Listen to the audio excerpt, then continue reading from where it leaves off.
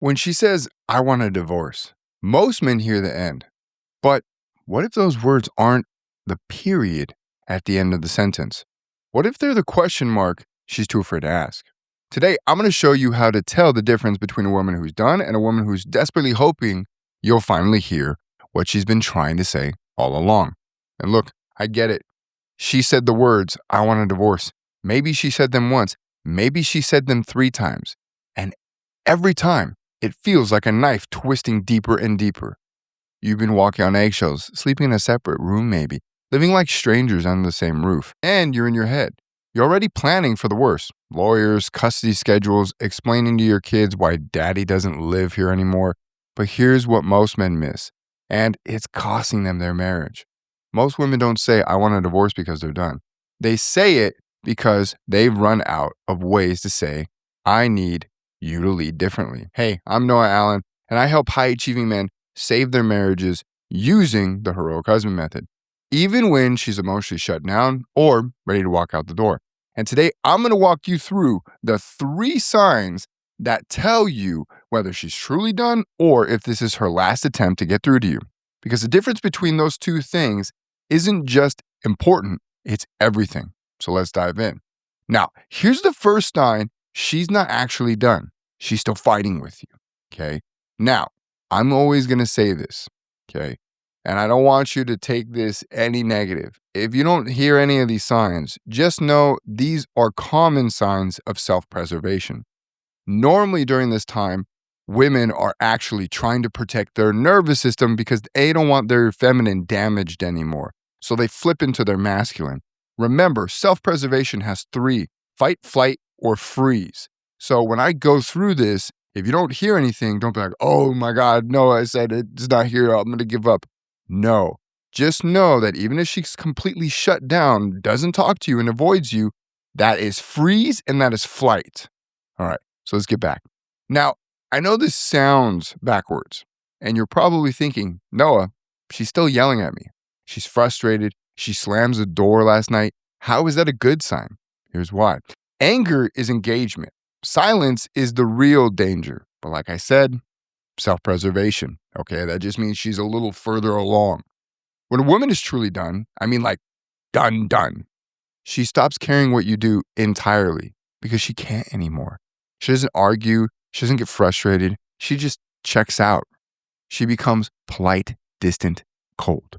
But if she's still expressing emotions, even if it's anger, frustration, or tears, that means she still cares. She's still hoping you'll get it. Think of it like this. Imagine you're in a boat that's slowly sinking. You're bailing water out as fast as you can, yelling for help, waving your arms. You're frustrated because the person on shore isn't moving. But you're still yelling. You're still waving. You're still hoping they'll see you. Now imagine you stop. You put the bucket down and you sit down in the boat and accept that you're just going down. That's when you're done. And like I said, you can still save it there, but there's a little bit more urgency that you're going to have. Your wife, she's still bailing water. She's still yelling. She's exhausted, yeah, but she hasn't sat down yet. And that's the window. Now, let me give you a real example. We worked with a guy, we'll call him Lucas. His wife had said, I want a divorce twice in 3 months.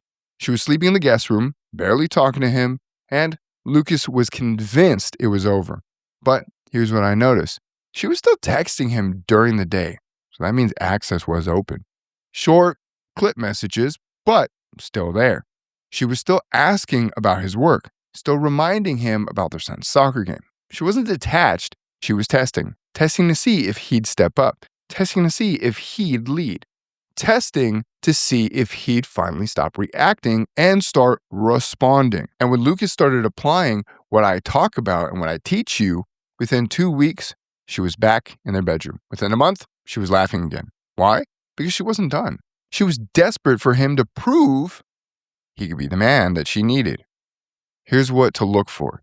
If she's giving you feedback, even if it's harsh criticism, means she cares. She's trying to shape you into someone that she can trust again. And by the way, she's not doing this conscientiously. It's all subconscious. This is the feminine desperately asking the masculine to rise. Because the feminine superpower is being able to project into the future. And when you guys first got together, all the stories you told her, all the pictures she saw with you, she projected what your guys' lives would be like on an emotional level. Men, look at the chronological logistics. Women feel that emotion. And it's a beautiful evolutionary, psychological, and biological thing that makes sure that both the masculine and feminine are rising together as individuals, interdependent, so that they can be the best that they can be for each other. And that's why she's trying to turn you and shape you into someone that she can trust again. The feminine's primary need is safety and security. Now, does she still include you in decisions? If she's asking you about the kids, the house, or plans, even coldly, she's still treating you as her spouse. Is there any emotional reaction at all? Frustration, tears, anger, these are all signs of investment. The danger is when there's nothing, just blank politeness. If you're seeing any of these, she's not done, she's waiting. Now, here's the critical part most men miss. She's not waiting for you to apologize more. She's not waiting for you to be nicer. She's waiting for you to lead differently. And that brings me to the second sign. Here's the second sign that she's not actually done. Everything that she's doing right now is a test.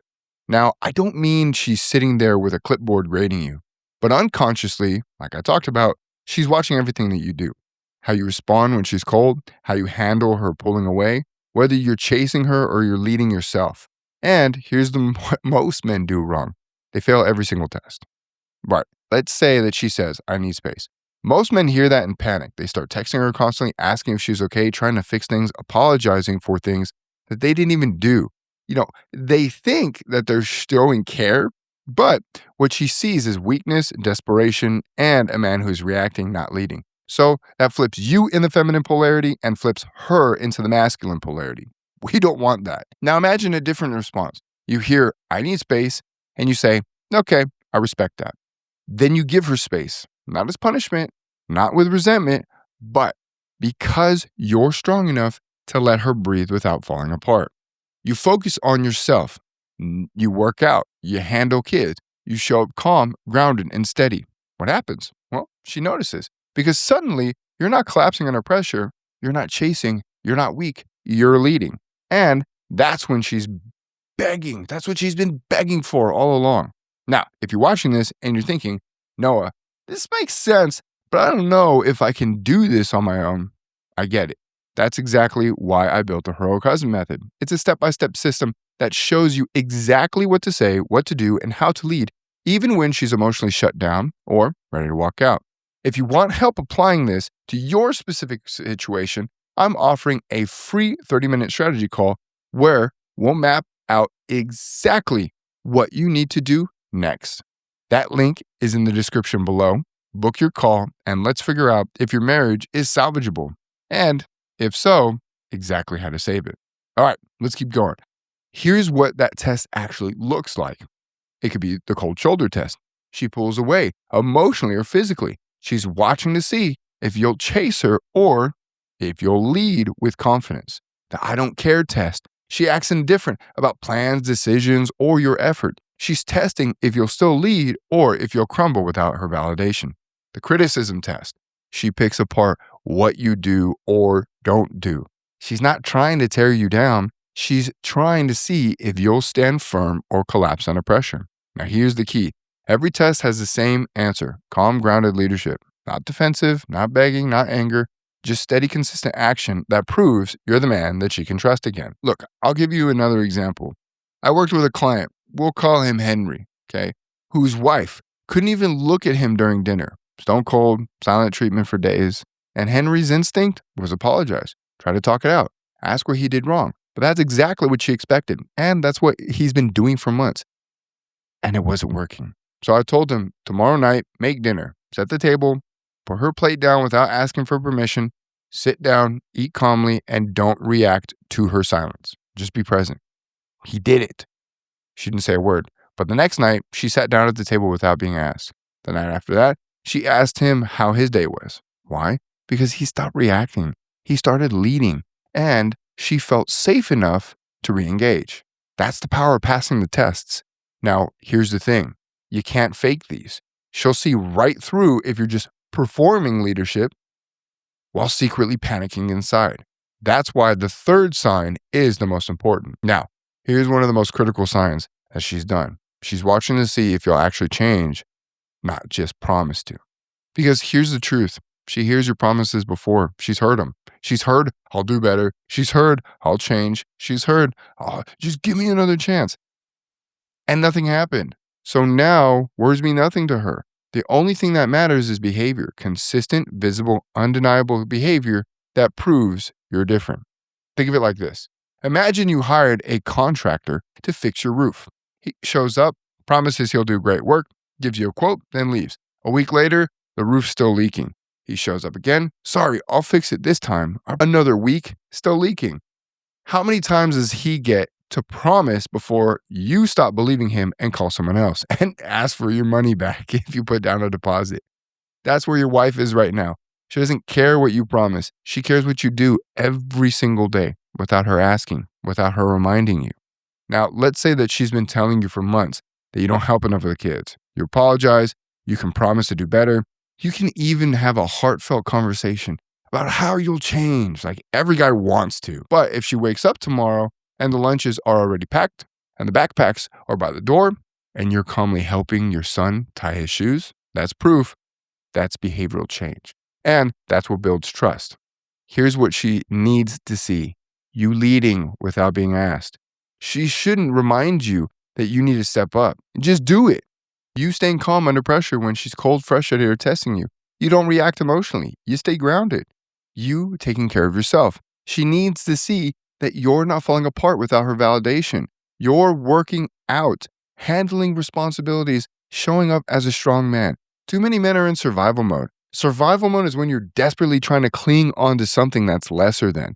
When you're thriving, you're adding and operating and building on the opportunity of what will be. Now, here's the bottom line. If she's still around, if she hasn't filed papers, if she's still in the house, if she's still talking to you at all, there's a chance. And if not, there's still a chance it's just a little slimmer. But that chance has an expiration date. The clock is ticking. I'll leave you with this one last story. I had a client, we'll call him James, who came to me 3 months after his wife said that she wanted a divorce. He'd done everything wrong, chased her, apologized constantly, trying to talk things through every night, and it made things worse. By the time he reached out to me, she'd move into the guest room and stop wearing her wedding ring altogether. He was convinced it was over, but I told him the same thing I'm telling you. She hasn't left yet. That means that there's still a window, but you got to stop reacting and start leading. We worked together for 90 days. He applied the heroic husband method. He stopped chasing. He led with calm confidence. He changed his behavior, not just his words. 3 months later, she moved back into the bedroom. 6 months later, they went on their first date night in over a year. And today, they're stronger than ever they've been. Why? Because he stopped waiting for her to come back and started becoming the man she needed him to be. So here's my question for you. Does she really want a divorce, or is this her final cry for help? Only you can answer that. But if she's still engaging, still testing, still watching to see if you'll change, then you know what to do. Stop reacting, start leading, prove through your actions, not your words, that you're the man that she married and the man that she needs you to be right now. And if you need help with that, I'm here. The heroic husband method is designed for men exactly like you, high achievers who mastered success everywhere except at home. Men who don't want therapy, who don't want to talk about their feelings for 6 months, who want clear strategic plan to rebuild trust, reignite desire, and save their marriage. If that's you, I'm offering a free call with my team where we'll map out your exact situation and your next step. That link is in the description below. Book your call. Let's figure it out if your marriage is salvageable, and if so, exactly how to save it. Because here's the truth. You can keep guessing. You can keep trying things that don't work. You can just keep hoping that she'll come around, or you can lead. The choice is yours, but the clock is ticking. I'll see you in the next one.